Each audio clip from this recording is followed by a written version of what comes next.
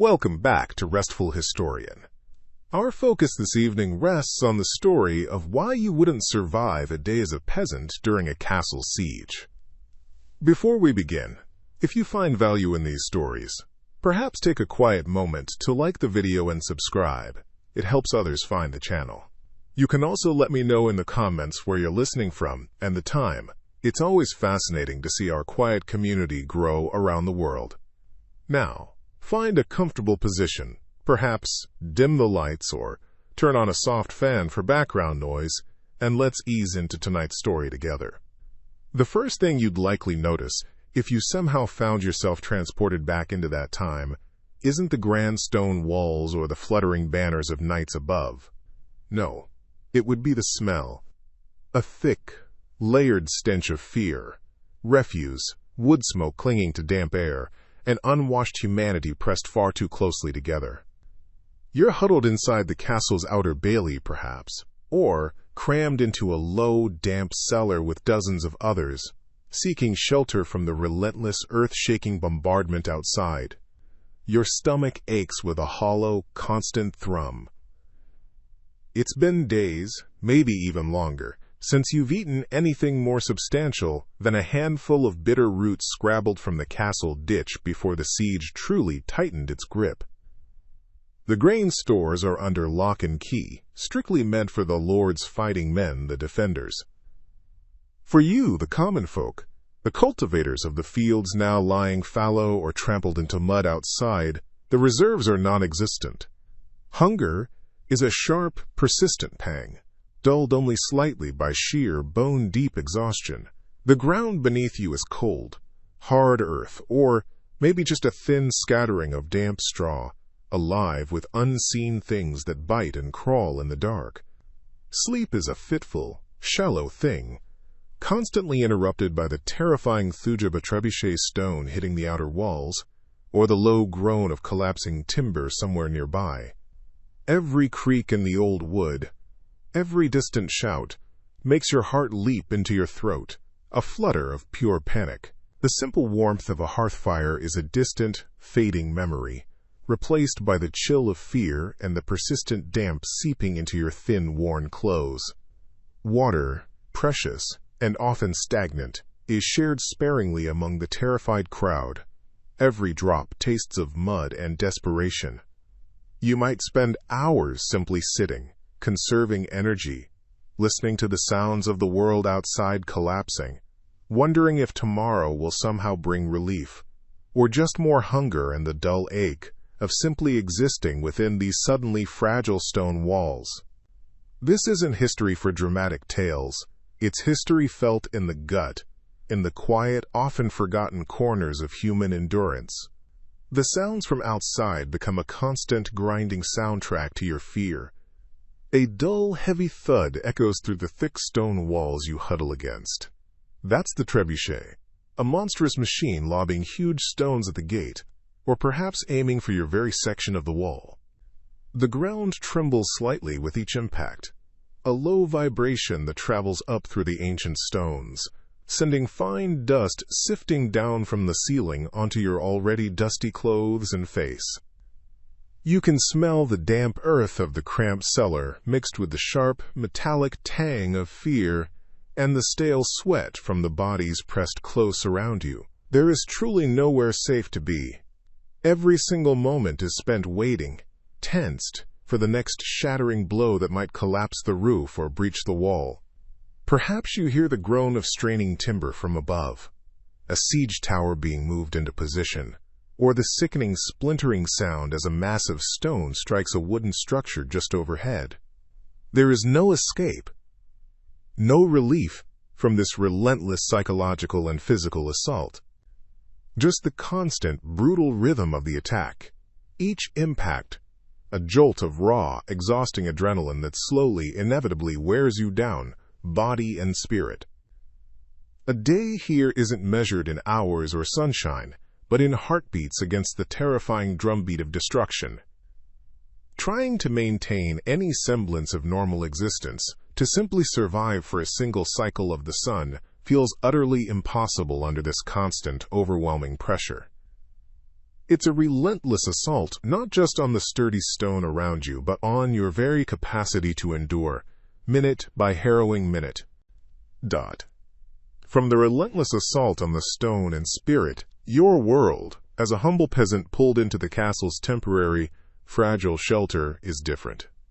It's not the battlements, but the packed breathing space within the lower wards, or maybe a hastily cleared stable area behind the outer walls. The air hangs thick with the smell of too many unwashed bodies, damp wool, fear, and the faint, acrid scent of cooking fires that seem to offer little warmth or promise of food for you. You huddle with your family, perhaps on cold, hard-packed earth, or a thin layer of straw that scratches rather than comforts your aching bones. Each distant thud from the siege engine sends a physical ripple of tension through the tightly packed crowd around you, a shared, silent gasp that tightens your already empty stomach. There are no glorious charges or defensive stands for you in this space. Your role is simply to exist, to take up as little space as possible, and pray silently for it all to stop.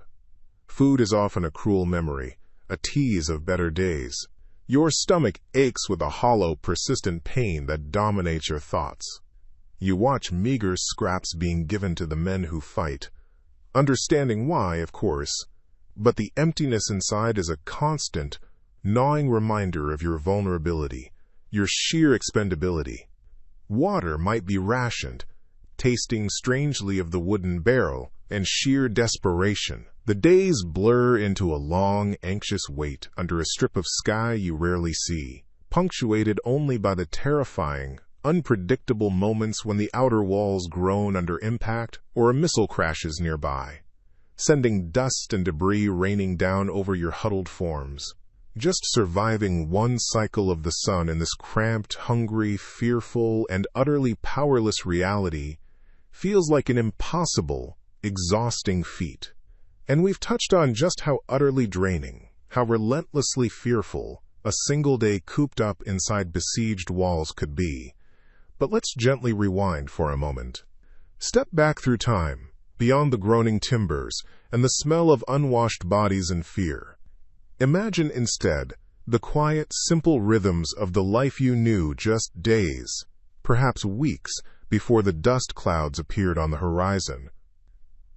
You would have woken with the sun, the air cool and clean, smelling of damp earth and wood smoke from your own small fire.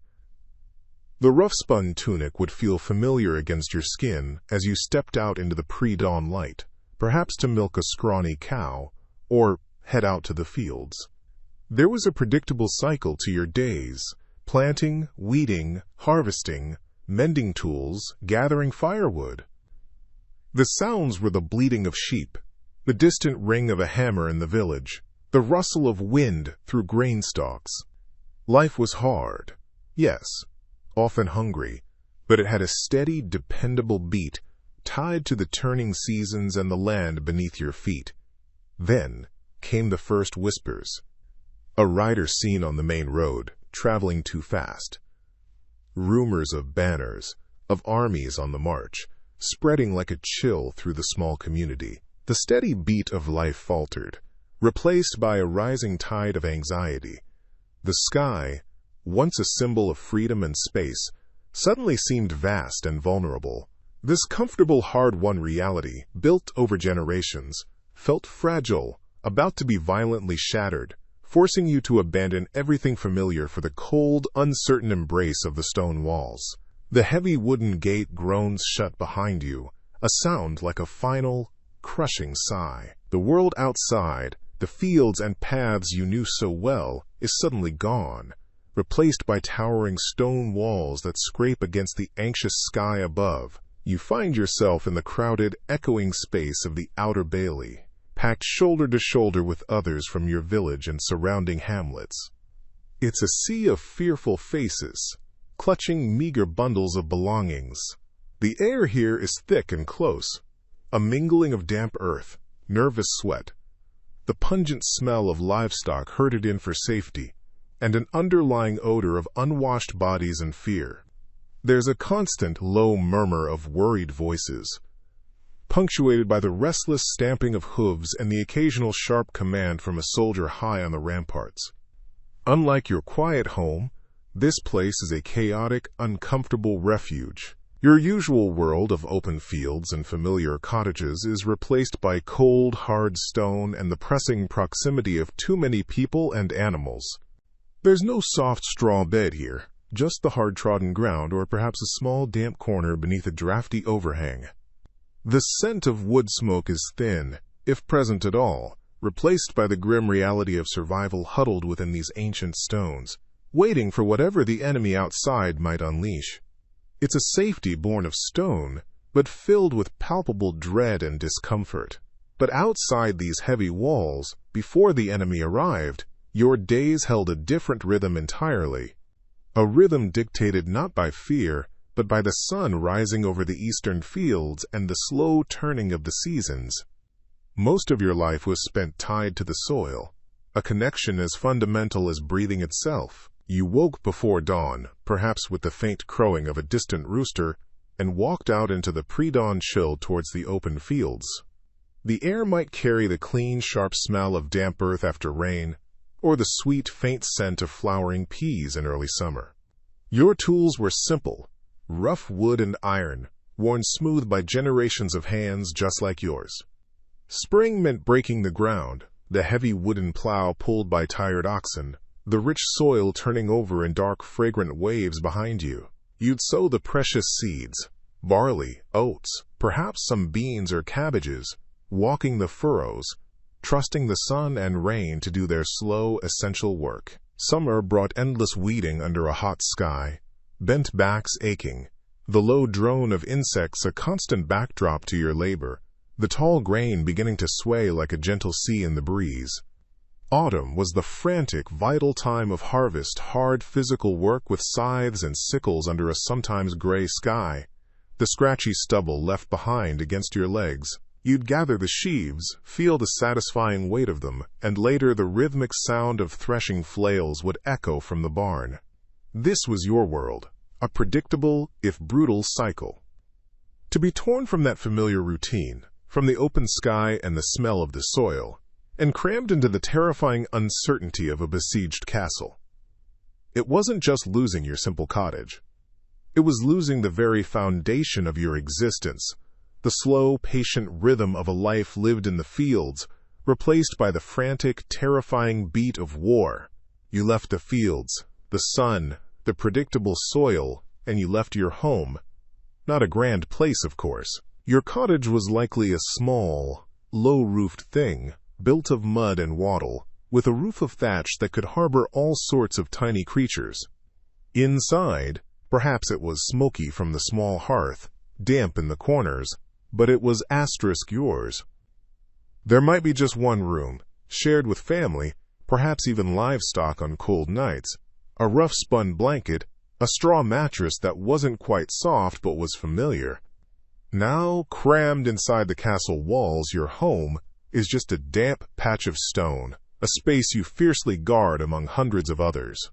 The air here is thick with the smell of bodies packed too close, unwashed wool, fear, and stale breath. The stone floor is perpetually cold and hard.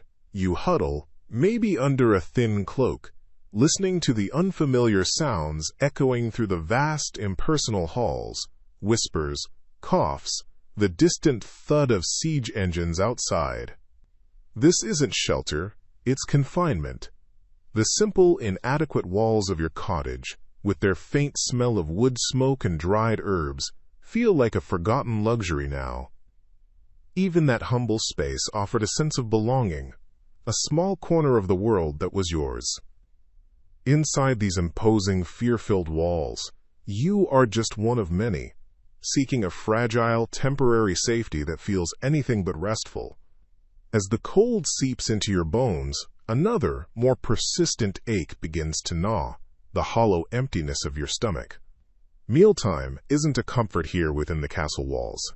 It's a stark reminder of how precarious life has become. There's no smell of roasting meat or baking bread filling the air, just a faint, metallic tang of fear and stale air. Your ration, if you're lucky enough to get one today, is simple. almost insultingly so. Perhaps a small, hard piece of bread, maybe stale enough to chip a tooth if you aren't careful, or a scoop of thin, watery pottage.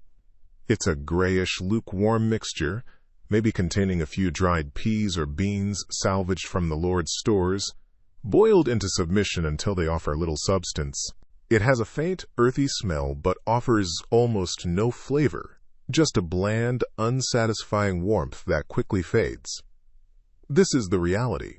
Your survival depends entirely on what was stockpiled before the siege began, a meager bounty never intended for the hundreds now crammed inside. There's no fresh harvest to rely on, no foraging in the fields outside. Want something more? Perhaps a bit of dried fish? Or a scrap of cheese? Those are distant memories, luxuries now confined to the stories you tell to distract yourself from the gnawing hunger.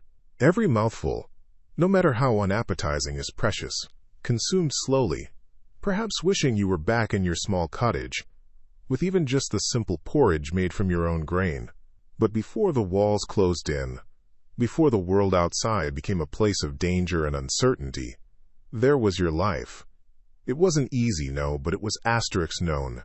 You knew the feel of the damp earth clinging to your boots in the spring rain, the sharp scent of freshly turned soil, and the familiar ache in your shoulders after a long day in the fields. You knew the weight of the hoe handle in your calloused hands, the rough texture of your simple wool tunic against your skin. Your days followed the sun, dictated by the turning seasons and the relentless needs of the harvest. Planting the seeds, endless weeding under the summer sun, the scramble of reaping before the autumn storms. The rhythm was demanding, often backbreaking, but it had a certain comforting predictability. You knew the sound of your neighbor's rooster crowing at dawn, the smell of wood smoke curling from your small cottage chimney, the taste of simple, coarse bread dipped in thin vegetable soup, or perhaps a handful of dried peas. There were lean times, certainly, especially in late winter or just before the harvest came in, when the belly felt empty. But that hunger was different. It had a season, an expected arrival, and an end date you could look towards with cautious hope. It was a hardship understood, a predictable part of the cycle. Now, huddled here within these stone walls, that simple, hard life feels almost impossibly distant, a quiet dream replaced by gnawing uncertainty and the chilling, unpredictable reality of the siege. The familiar sounds of the village are gone, replaced by the distant, unsettling noises of the besieging army and the anxious whispers echoing in the cold, damp air inside the castle. Even the smell of damp straw here is different from the straw in your own barn. It carries the stale scent of fear and too many confined bodies. That hard life you knew, with its certainties of work and simple food, however meager, offered a sense of control, a quiet understanding of your place in the world. This siege is a world entirely without that understanding, a constant chilling unpredictability. Here, inside these formidable walls, you feel the cold stone pressing in.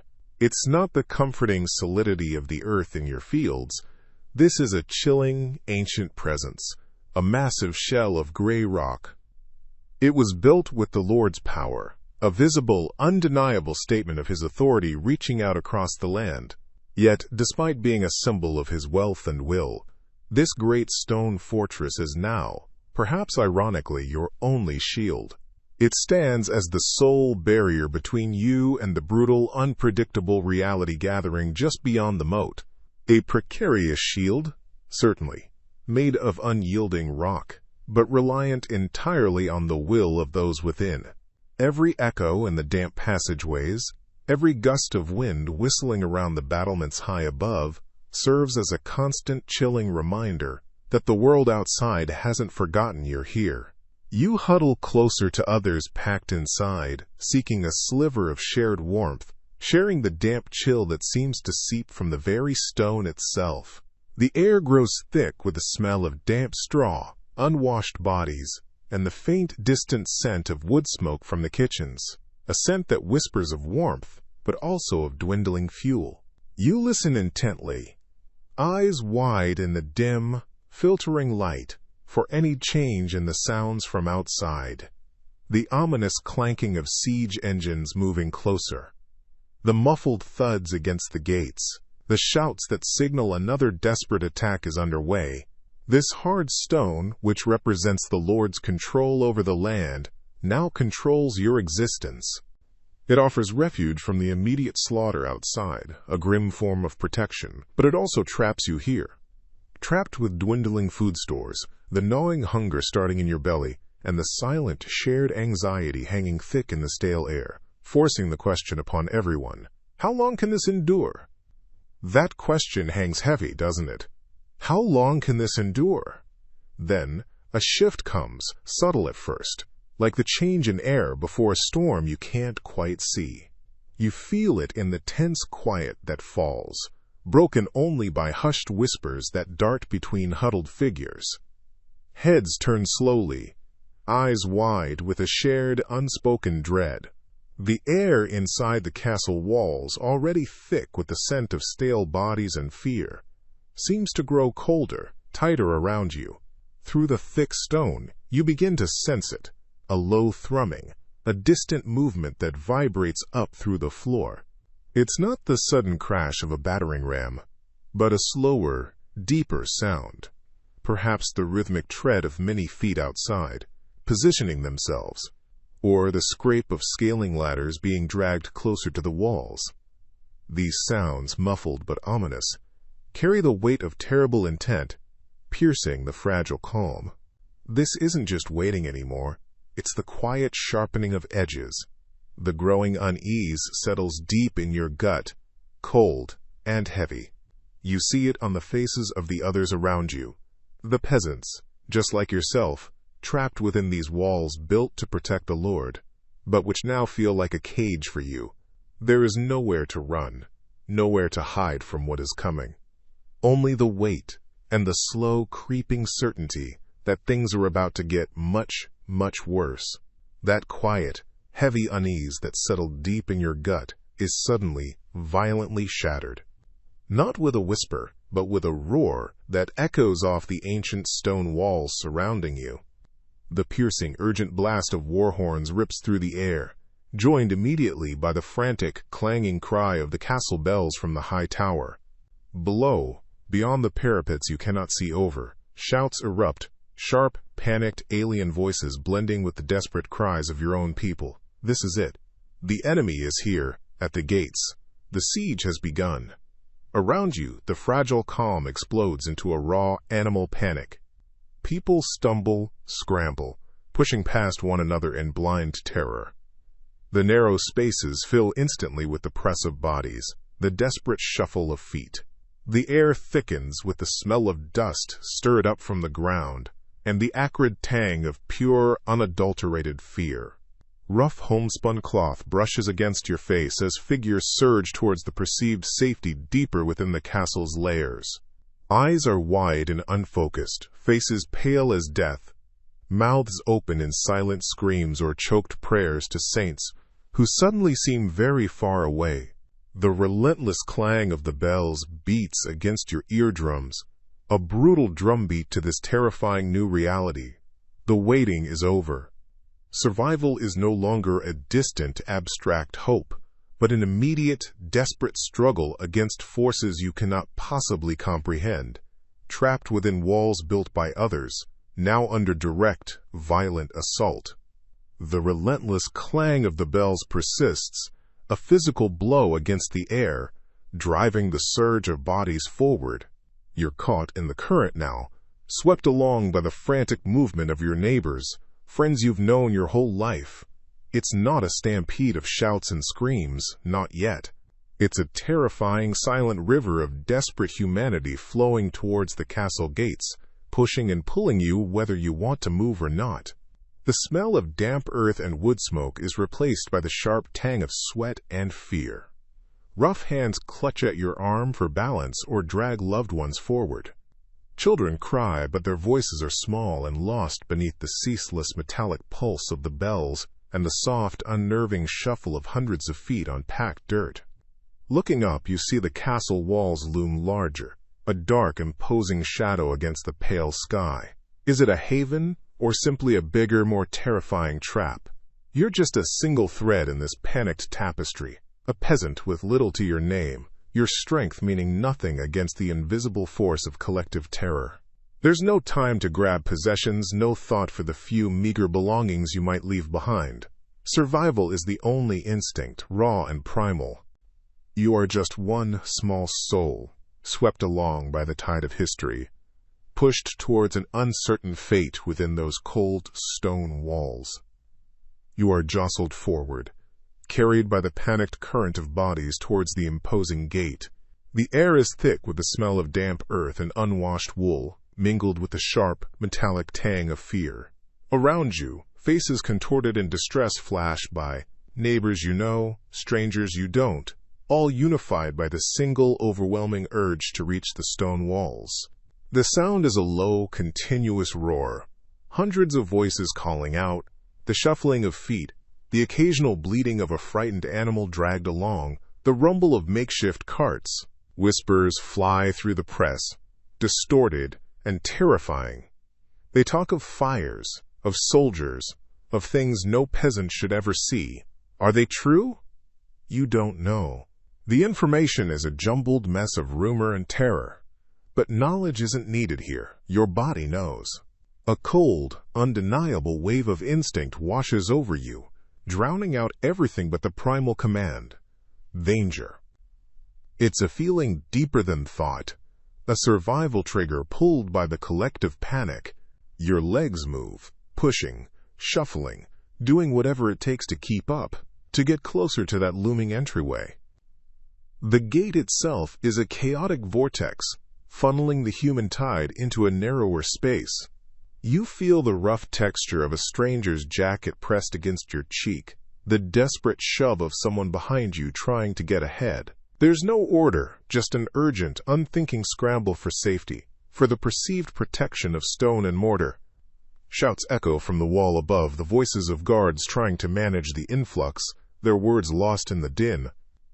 You can't make out what they say, or even if they are helping or hindering. All that matters is the overwhelming, instinctual need to be inside, away from the undefined terror that is surely closing in. Logic has evaporated. There is no grand strategy, no clever plan. Only the raw, animal imperative to endure this immediate moment, to pass through this bottleneck, to seek shelter from a threat you cannot yet see but can feel pressing in from all sides. The press of bodies around you becomes a physical force, a tide sweeping towards the towering stone arch of the castle gate. The air is thick with the smell of fear, sweat, and the damp wool of 100 hastily gathered cloaks. Shouts blend into a low, urgent roar, punctuated by the frantic cries of children and the sharp, unintelligible bark of a guard's command lost in the din. The ground beneath your worn boots is churned mud and scattered straw. For a fleeting, terrifying second, your mind offers another image. The edge of the dark woods, just beyond the village perimeter. An escape hatch. The possibility of silence, of hiding among the ancient trees. But the thought is instantly chilled by the unknown. The rustle that could be a wolf, the distant figure that could be a bandit, the certainty of starvation in the deep forest as winter approaches. That silence feels colder, somehow more utterly isolating than the frantic noise here. No, the raw instinct pulls you forward with the surge. The solid stone, however flawed a refuge it might prove to be, feels like the only option the body can accept. The sheer momentum of the crowd carries you, pushes you. Your feet stumble over ruts and discarded bundles, driven by that single, overwhelming need to be behind walls, however temporary that safety might be. You are no longer making a conscious, rational decision. You are simply part of the river of desperate life pouring towards the narrow bottleneck of the gate. The rough texture of a stranger's homespun tunic presses against your arm, the heavy, ragged breathing of the person behind you warm on your neck. All other terrifying possibilities evaporate, leaving only this one desperate path into the heart of the perceived stronghold. And so, The river of fear flows through the narrow stone gate, spilling you out onto the crowded, muddy ground within the castle walls. The initial feeling of relief of being inside is quickly tempered by the sheer density of bodies. Villagers from countless hamlets, livestock lowing nervously, soldiers in various states of readiness, all packed together in a space never designed to hold so many. The air hangs thick and heavy, a cloying mix of sweat, damp wool, nervous animals, and the ever-present less-than-pleasant smell of too many people with nowhere proper to relieve themselves. Underfoot, the ground is churned into a sticky, brown mess, clinging to your rough leather shoes. You pick your way carefully, trying not to trip over bundles, sleeping figures, or the occasional wandering chicken. Everywhere you look, people are trying to find space, leaning against damp stone walls, huddling under meager awnings, or simply sitting cross-legged in the mud. The noise is a constant murmur. Hushed conversations, whimpering children, the clank of distant armor, the bleating of sheep. This is the heart of the stronghold, yes, but it feels less like a refuge and more like a vast, temporary, and deeply uncomfortable prison. The promise of safety is here, certainly, but it comes at a significant immediate cost to dignity and comfort. You are inside, but you are very far from safe or settled. You're inside now, yes, huddled with everyone else in this clamoring, uncomfortable space. But take a quiet moment to reflect on how you reached these supposedly safe walls. The journey here wasn't necessarily long in distance, perhaps just a brief dash across the open fields or a quick trot from your small, nearby village. A mile, maybe two at most, when the distant sound of horns or smoke on the horizon finally spurred you into panicked action. Yet, despite its brevity, that short dash felt like a terrifying, exposed lifetime. Imagine the wide-open space stretching around you. There are no thick forests here offering concealment, no deep ravines to simply disappear into. Just the flat, undulating farmland you know so well, suddenly feeling vast and utterly devoid of hiding places. You, perhaps with your family clutching bundled possessions, are small moving specks against the landscape, making for the distant gray stone walls that shimmer with the promise of protection. The wind whips around you, maybe carrying the scents of damp earth and fear. Every rustle in the tall grass, every cry of a bird overhead, snaps your head around. Your eyes constantly scan the horizon, searching for the glint of sun on metal or the dust kicked up by fast-moving horses.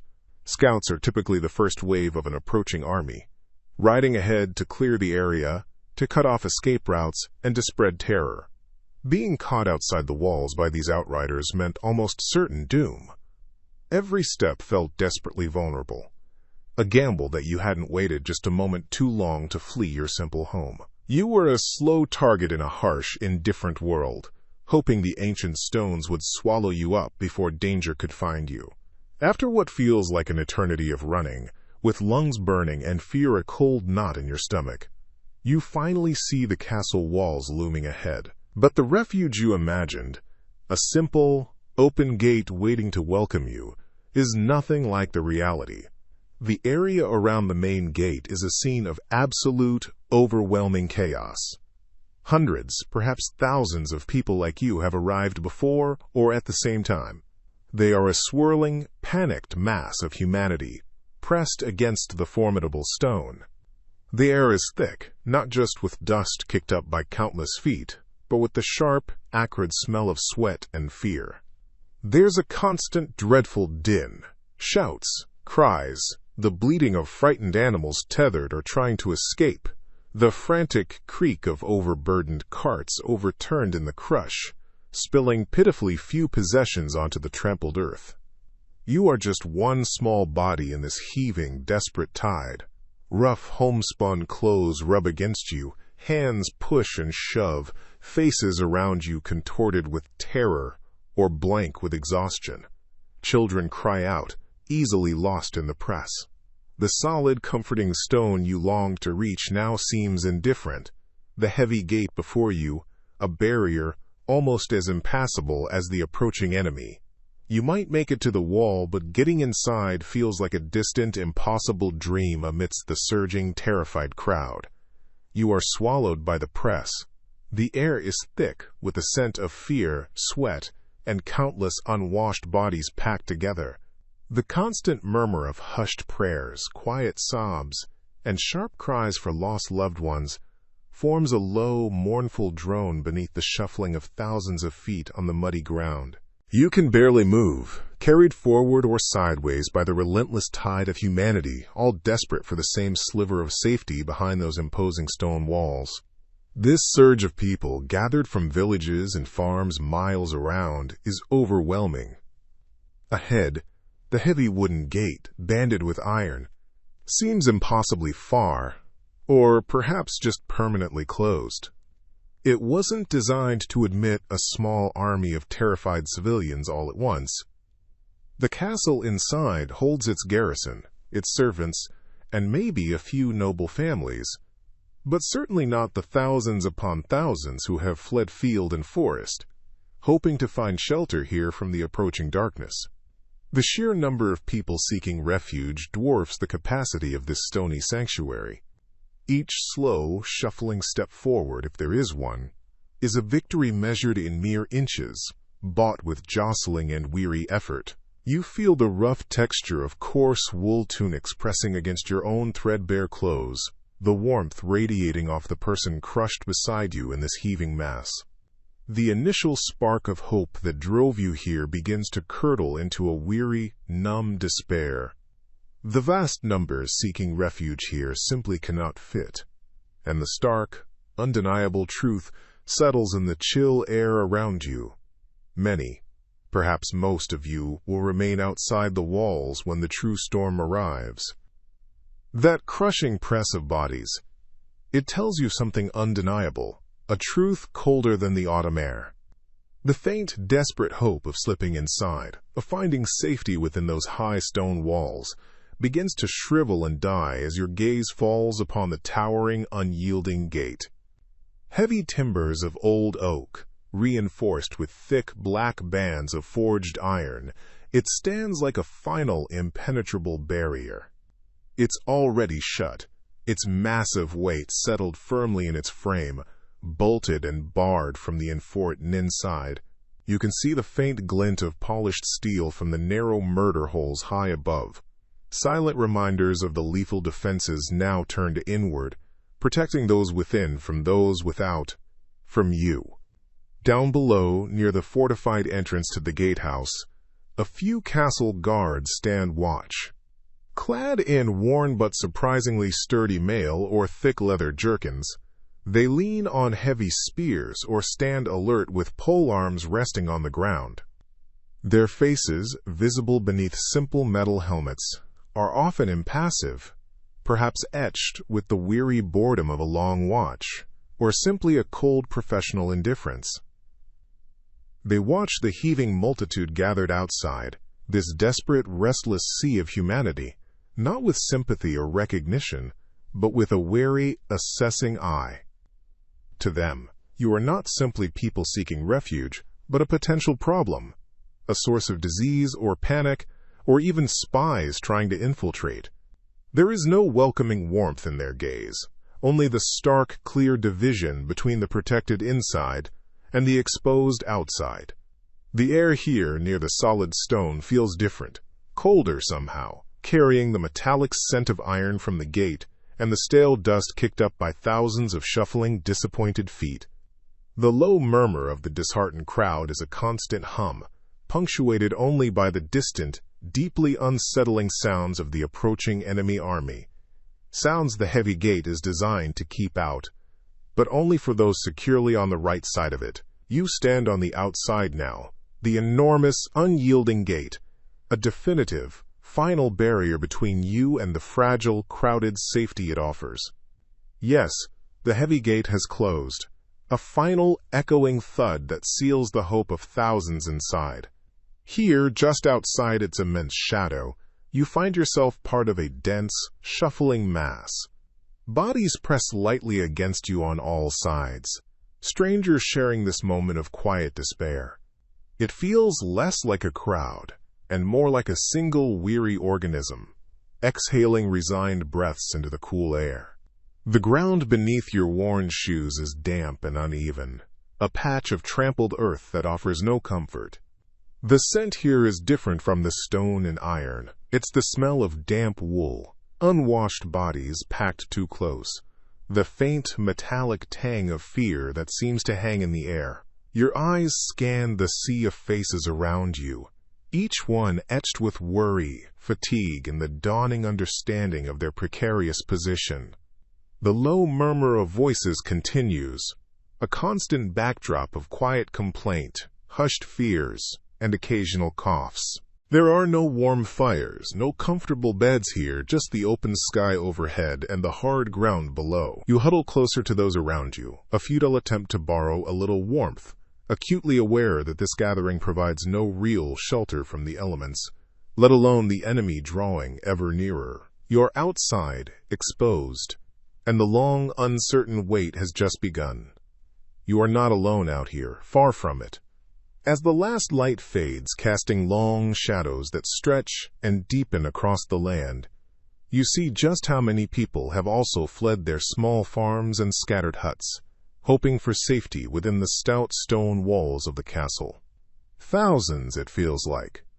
A dense, shifting sea of bodies, all huddled together in the open field, just beyond the moat and the drawbridge. There's a low, constant hum of voices, a collective breath rising into the cool evening air, carrying the scent of damp earth and anxious bodies. Finding any personal space amidst this throng is almost impossible. Every single inch of ground seems occupied by a weary soul seeking refuge. Bodies are pressed close, knees bumping against knees, shoulders touching shoulders. The air hangs thick, not just with the smell of damp wool and unwashed bodies, but also with a palpable sense of fear that seems to cling to everything. You try to shift, to find a comfortable spot to rest your tired limbs, but your neighbor's elbow is digging into your side, and someone else is practically lying on your feet. This is not a quiet village green. It's a temporary, overflowing human dam against the coming storm. The scratchy feel of rough homespun fabric is everywhere, a constant tactile reminder of your cramped situation. Even finding space to simply stretch out a single leg feels like a minor victory, one that's quickly revoked as others inevitably shift and settle. You are just one body among countless others, all vying for the same precious, limited ground beneath the indifferent sky. The simple dignity of having even a small patch of earth to yourself, a place to simply feed and jour de sacler, is gone, swallowed by the sheer, overwhelming presence of the crowd. It's a strange, humbling feeling being reduced to just another anonymous part of this anxious waiting mass. As the last hesitant light finally bleeds away from the bruised sky, settling over the huddled mass around you, a new kind of presence descends. It's the quiet of exhaustion, punctuated by the raw, tangible anxiety of 1,000 souls gathered beneath the looming, silent shape of the castle walls. The air grows sharply colder now, carrying the damp scent of packed earth and too many unwashed bodies pressed close together. There is no warm hearth here, no sturdy roof above your head. Just the immense, indifferent ceiling of the night sky and the biting wind finding every gap in your thin, worn layers. Sounds seem sharper, yet somehow muted in the darkness. The rustle of rough fabric as someone shifts nearby, a low cough swallowed quickly, the faint, nervous bleating of a scared animal somewhere in the human sea. From beyond the edge of the camp, perhaps you catch the distant, rhythmic clang of steel from the besieging army setting their watches, or the lonely, piercing cry of a sentinel high on the castle parapet. These sounds are reminders, constant, subtle, and utterly unwelcome, of your precarious situation. The ground beneath you is hard, unyielding, and damp, chilling you right through the bone. Sleep feels like an impossible luxury. But more persistent than the cold or the damp earth is the constant, gnawing weight of dread that settles deep in your gut. What does the darkness hold? What will the dawn bring? The castle is a silent giant above you, the enemy a hidden threat all around. Every small sound is amplified by fear, every shadow seems to move.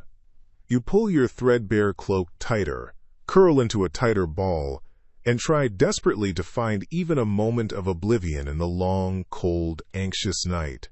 It stretches out endlessly, a slow march of uncertainty, until the first hint of gray touches the horizon.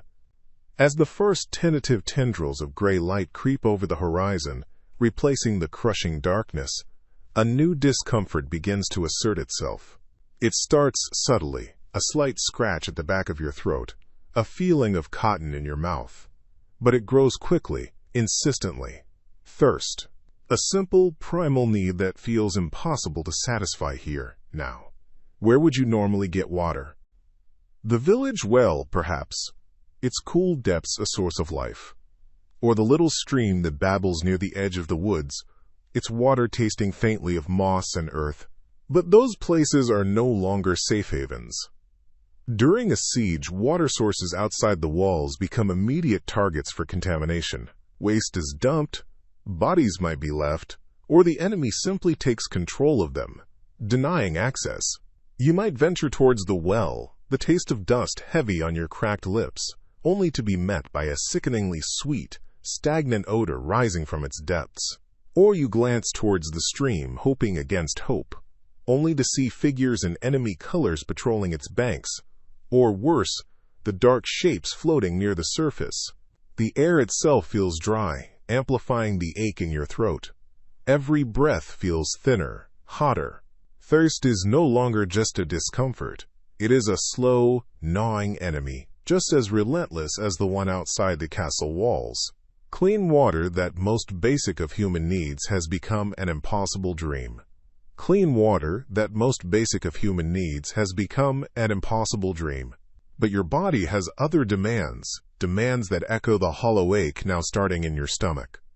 You managed to grab a small bundle as you fled into the castle walls, a sack of dry peas, perhaps, hard as pebbles, or a lump of tough, dark bread, baked just hours before the gates slammed shut. If you were incredibly lucky, maybe a small piece of salt pork, now beginning to smell faintly of something you'd rather not identify. You look at this meager hoard. This is it. This is what must sustain you and perhaps your family for an unknown number of days or weeks while the enemy waits outside.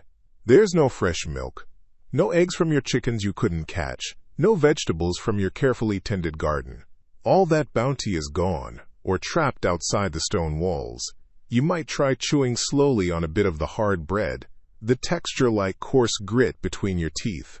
It offers little comfort, crumbling dryly on your tongue, tasting mostly of desperation and grain. Or perhaps you finger the dry peas, thinking of how much fuel it would take to soften them into something edible, fuel you don't have readily available. The gnawing hunger begins, a dull, constant reminder of your vulnerability. It's not just discomfort. It's the stark realization that this small pile of dry, unappetizing food simply isn't enough. Not for the duration of a siege. Not for survival.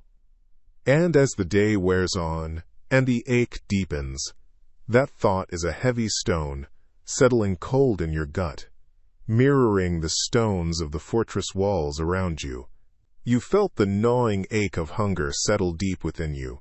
But the reality of a siege quickly introduces other, more immediate challenges, ones that assault your senses in a far more visceral way. Inside the crowded walls, packed with soldiers, citizens, and refugees, the simple logistics of daily life collapse almost instantly. Latrines quickly overflow. Pits dug hastily fill up, offering little real relief. There's nowhere near enough space, or precious, clean water, to manage the sheer volume of human and animal waste now confined within the stone boundaries. The air itself begins to change. A heavy, sickening smell starts to build, a foul, inescapable mix of sewage, stale sweat, unwashed bodies crammed together, and decaying scraps of food. It hangs thick and persistent, clinging to the damp stone walls, seeping into straw bedding, coating everything like a vile, invisible film. It's not just an odor in the background. It becomes the dominant presence. You breathe it in with every shallow breath you take.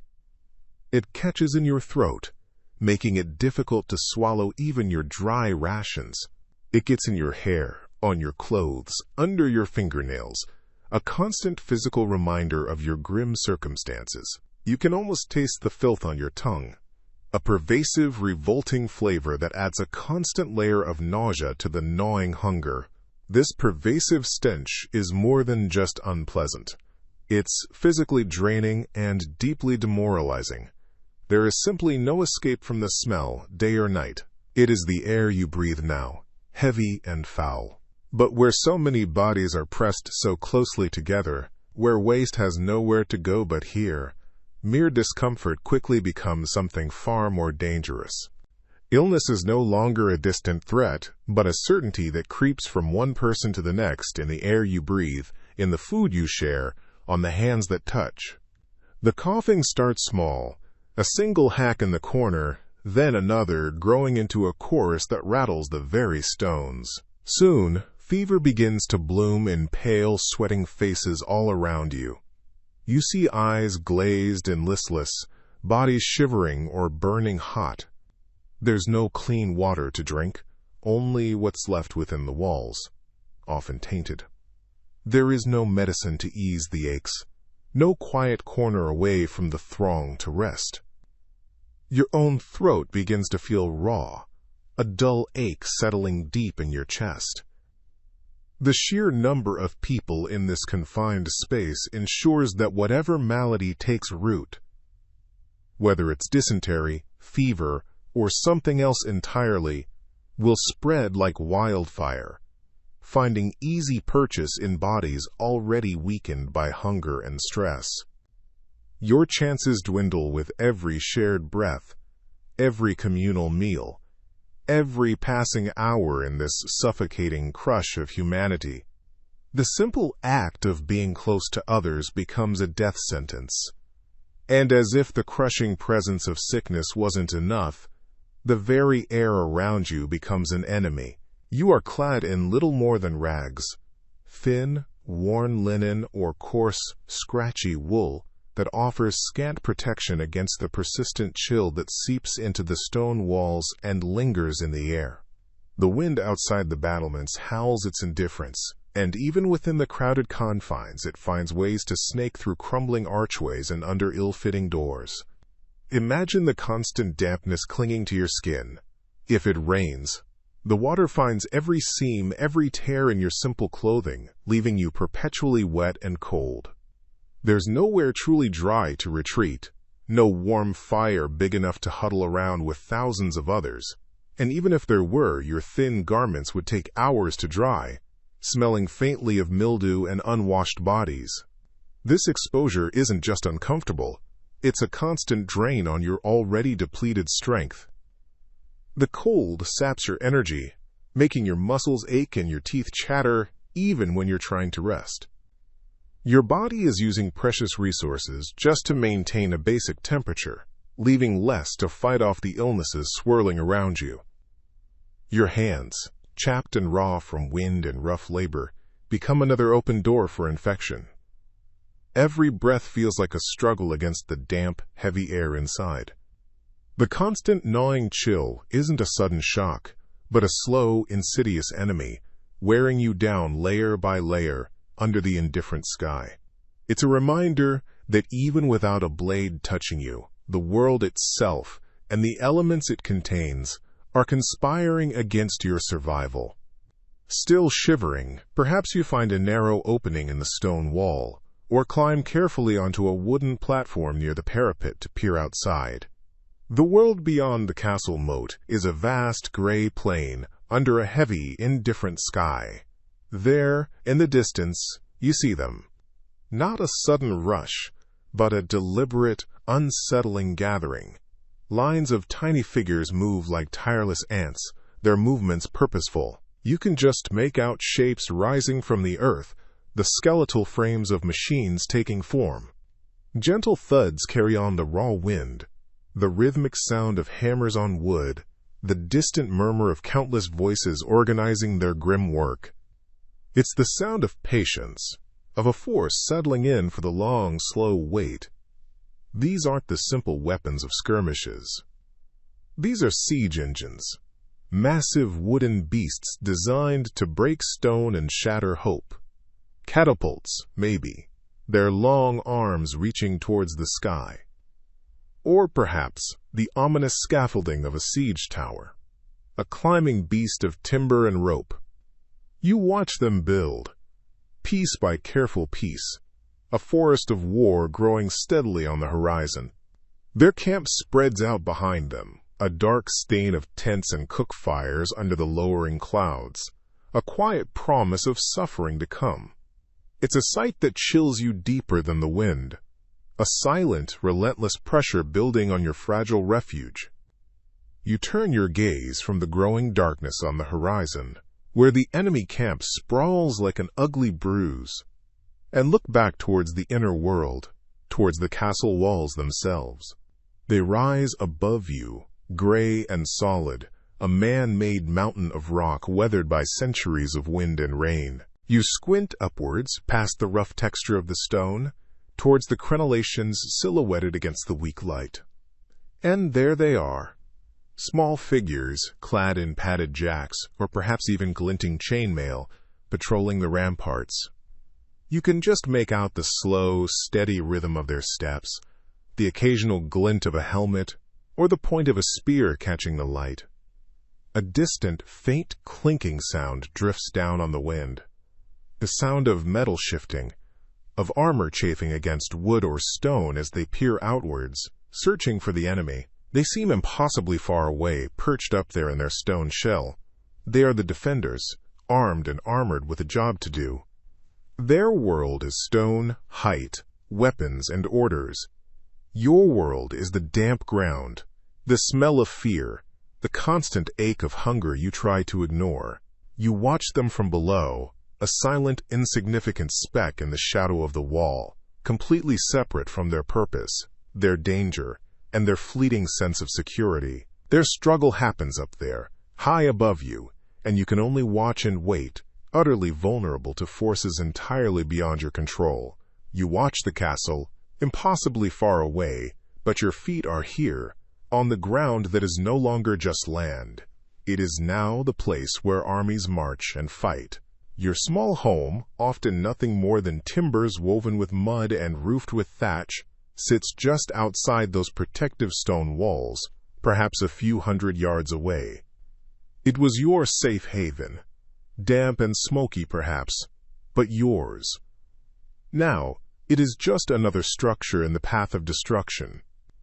As the siege lines are drawn, your humble dwelling becomes dangerously exposed. Soldiers from either side might break it apart for firewood, or worse, plunder what little you possess. Any small stash of grain, the rough wooden furniture, the precious iron pot. It's all fair game to hungry, desperate men. And your fields, the patches of earth where you toiled from dawn till dusk, where the grain you need to survive is supposed to grow, or where the vegetables for your meager meals take root. They are now the training ground, the campsite, the very ground over which armies will clash. The crops you planted are trampled under heavy boots, the soil turned to mud by thousands of feet and hooves. The smell isn't just the damp earth anymore. It's the sour scent of unwashed men, animal dung, and the first faint wisp of smoke as something begins to burn.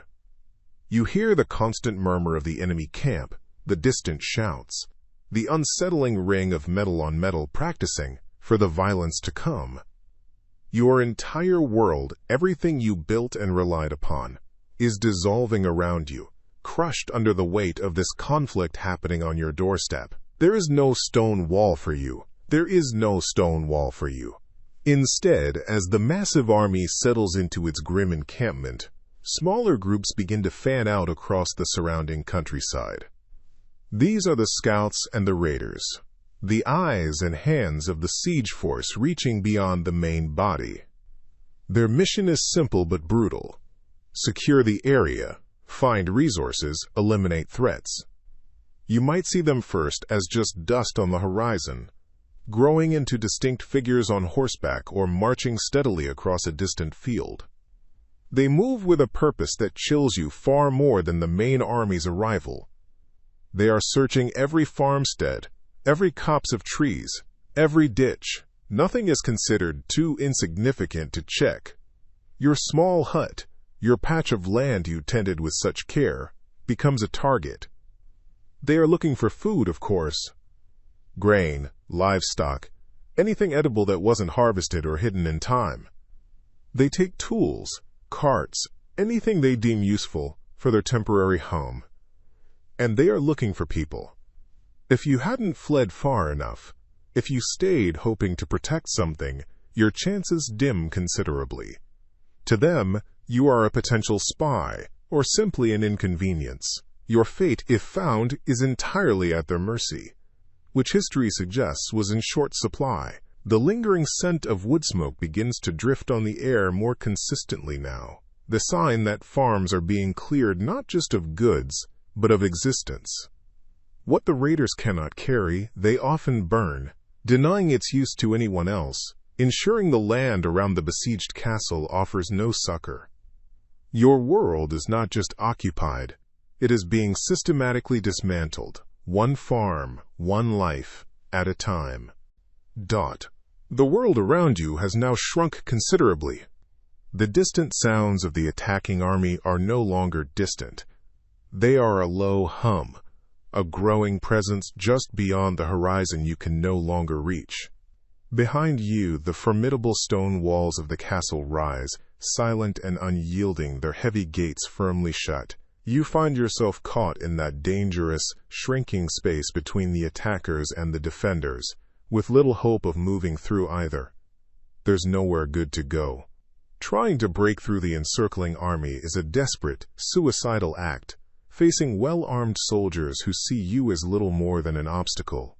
Seeking refuge within the castle walls, which seem so safe and strong, is also often impossible. The gates are closed to save resources for the defenders, not to shelter fleeing peasants like you. You are stuck right in the middle, exposed to whatever is about to happen, lacking any real sanctuary.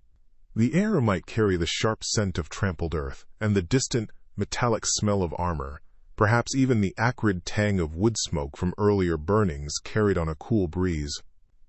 You might hear the rhythm of countless boots, the low murmur of commands in a foreign tongue, perhaps even the thud of axes felling trees for siege engines being hastily constructed. Lying low in a ditch or behind a cluster of gorse bushes feels utterly inadequate against this overwhelming force.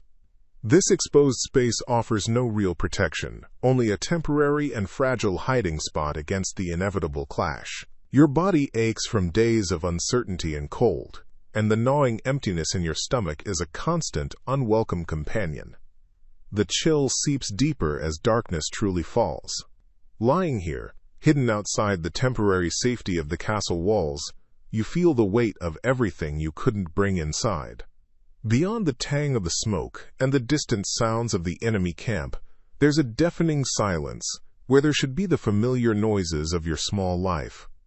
Think of the animals. The hesitant bleating of the sheep, the low, contented chewing of the cow, the frantic clucking of the hens settling down for the night. They were too slow, too loud, too many to gather and rush through the gate in the chaos of the alarm. Now they are left out here, somewhere in the fields or scattered in the woods nearby. Perhaps they've been taken by the soldiers, their fate sealed with a rough hand and a quick knife. Or maybe they simply wander, bewildered and vulnerable, easy prey for hungry animals or scavenging attackers. That gentle rhythm of your day, tied to their needs, milking the cow at dawn, collecting eggs from the hay, watching the sheep graze peacefully, is gone. They represented warmth, food, a tiny bit of wealth, and the promise of future sustenance. Their silence is a heavy burden, a deep, aching void that adds to the cold and hunger. This loss is not just an inconvenience, it's another stark reminder of how fragile your world is. The silence left by the absence of your animals doesn't last. Not in a siege. Soon, a new kind of sound fills the air, unlike anything your village ears have ever known. Far off, but resonating deep in your bones, you might hear a rhythmic, heavy creaking, the straining of enormous wooden arms. This is the trebuchet, a mechanical beast gathering its terrifying strength. And then it comes. A deep, resonant *th whomp, like the universe itself exhaling with immense, final force. It's the sound of counterweights plummeting, a gigantic sling-snapping taut. Following almost instantly is the rising whistle, the tearing sound of air as a massive stone, or perhaps something far worse and far smellier, arcs high over your head. You can almost feel the ground tremble beneath you as that immense energy is unleashed. This isn't the familiar sound of wind in the trees, or hammer on an anvil, or even distant thunder. This is the sound of deliberate, calculated destruction on an unimaginable scale for your small world. Each *th whomp and whistle is a countdown, a heavy, swinging pendulum, marking the slow, inevitable splintering of the walls meant to protect you. It's the sound of your fragile shelter beginning its final slow collapse. And you can only huddle and listen. That heavy stone, launched with such immense force, completes its slow, terrifying arc. It feels like an age passes as it sails through the cold air above the walls, a dark speck against the bruised sky. And then, the impact, a shuddering, violent crack that isn't just heard, but felt deep in your bones, reverberating up from the damp earth you crouch on. The very stone of the castle groans in protest, a sound like grinding teeth amplified 1,000 times. Dust explodes outwards from the point of contact, a thick, acrid cloud that billows over the battlements and drifts downwards, even reaching where you're huddled for shelter inside the courtyard. You can taste the ancient lime mortar and crumbled rock on your tongue, a dry, chalky bitterness. Listen closely. You might hear a shower of smaller stones and debris tumbling down the inner face of the mighty wall, loose pieces raining onto the muddy ground, or perhaps even crashing onto tiled roofs nearby. This isn't just a distant rumbling. This is your home, your fragile sanctuary, being systematically chipped away, struck again and again. Each impact is a heavy hammer blow on the nail of your uncertain fate. You pull yourself tighter into the meager shelter you found, maybe just the overhang of a crumbling stable or the shadow of a buttress, praying that no stray pieces land on you. The air hangs heavy with the smell of dust and fear. You know, with a chilling certainty that sinks colder than the damp earth beneath you, that these grand walls cannot withstand this relentless assault forever. They are strong, yes, incredibly strong, but they are not invincible. And when they finally give way, when the breach is made and the attackers pour in, survival becomes a very different, much bleaker prospect indeed. Yet even before the defenders might be overwhelmed, before a breach is carved into the stone, the danger rains down from above. Those great engines outside the walls, the catapults and trebuchets, hurl immense stones or burning bundles high into the air. They are aiming for the battlements, for the towers, for the gatehouse, hoping to pound the fortifications into rubble. But accuracy was a luxury in medieval siege warfare, not a guarantee.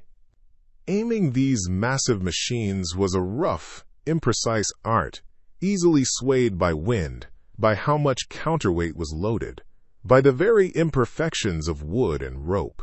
And so, missed shots are not uncommon. They are, in fact, a terrifyingly regular occurrence. A stone meant for the top of the curtain wall might fall drastically short, crashing down inside the outer defenses, just where you and others are desperately seeking shelter. Or it might overshoot entirely, sailing over the target and landing somewhere deeper within the castle grounds. You hear the terrifying whistle growing louder as a projectile screams through the air overhead. You instinctively press yourself flatter against the cold, damp earth, closing your eyes. There is a colossal thud or a splintering crack nearby, shaking the ground beneath you. Dust billows up, thick and choking, carrying the bitter smell of crushed stone and fear. You don't dare look immediately, your heart hammering against your ribs. Surviving this isn't about strength or cunning. It's a cruel, random gamble on where the next inaccurate shot doesn't land. The silence after the impact feels heavy, thicker than the dust beginning to settle around you. Slowly, the sounds of the siege creep back in. The distant shouts, the rumble of siege engines, the metallic clang of weapons somewhere far off within the walls. You push yourself up onto your knees, your hands trembling slightly on the cold, rough earth. Looking around, you see the splintered wreckage just yards away, a testament to how close that terrible whistle came to being the last sound you ever heard. But it's not just the enormous stones you have to fear. The wooden platforms on the siege towers groan and shift. Rocks and timbers loosened by battering rams or defensive fire can plummet down without warning from the battlements. Archers rain arrows from the walls, some deliberately aimed, yes, but others falling almost randomly onto crowded areas like this courtyard. Even a dislodged stone from the ramparts, tumbling end over end, can be lethal if it finds your skull. There's no true safe spot outside the deepest, most protected parts of the castle, and you certainly don't have access to those areas. Every shadow overhead seems menacing. Every distant creak sounds like the beginning of a collapse. You stay low, trying to blend into the chaos, wishing you could simply disappear into the earth itself, but you are exposed, just one small, fragile body, in a vast, violent scene, hoping against hope that pure, blind chance continues to look the other way. It's an exhausting feeling, this constant state of low-grade terror, the knowledge that your life hangs by the thinnest thread, subject to the whims of trajectory and gravity, completely out of your control. You breathe shallowly, listening, waiting for the next sound that might signal the end. That constant low-grade terror, the knowledge that your life hangs by the thinnest thread, it wears you down. Inside the castle walls, away from the direct impact of stone and fire, it's a different kind of pressure. You are packed together now, peasant and soldier, baker and blacksmith, everyone seeking shelter, all crammed into spaces never meant to hold so many. Every available corner, every stable stall, every patch of ground not directly under a battlement, is filled with huddling bodies. Families cling together for warmth that quickly turns into a stifling, airless closeness, sharing every precious breath. The air itself is thick, stale, heavy with the smell of too many people, unwashed clothes, fear, and something else, something less definable, metallic and sickly sweet. Sanitation is, frankly, non-existent in these conditions. Latrines quickly overflow, waste collects in ditches and corners, a breeding ground for flies and unseen things. Clean water becomes a precious, strictly rationed commodity, often muddy and stale from old barrels, a far cry from the clear stream you remember. And where bodies are crammed close and clean water is scarce, something else begins its silent work. A low cough starts somewhere across the crowded courtyard, a dry, persistent sound, then another and another. A fever takes hold, quiet at first, just a chill or a terrible ache deep in the bones. Soon, more and more faces around you begin to look pale, eyes dull and sunken. The sound of retching might echo from a dark corner in the night, a horrifying, wet sound. You feel a tickle in your own throat, a strange heaviness in your limbs, a churning discomfort in your gut. Sharing bowls, sleeping shoulder to shoulder with strangers, you share more than just space. You share this creeping sickness. There is no doctor here, no medicine to ease the suffering or halt its progress. Just the slow, inevitable march from one straw mat to the next. While great stones fall from the sky outside, an even deadlier foe is already inside the walls, invisible, spreading silently among the huddled masses, a quiet horror all its own. The quiet horror settles in like a damp blanket. Fevers rise, burning under clammy skin, turning parched lips cracked and painful. Your head throbs, a dull, persistent ache that makes the constant sounds of the siege outside seem impossibly distant, yet strangely magnified within the skull. The churning discomfort in your gut becomes a relentless, debilitating tide. Dysentery takes hold, a cruel partner to the fever. The air grows thick with a sickly, sweet, foul smell that clings to everything. The straw, the rough wool of clothes, the very stone walls themselves. There is no privacy, no escape from the pervasive odor or the weakness that grips you. Each trip outside the meager shelter is a struggle, draining what little strength remains.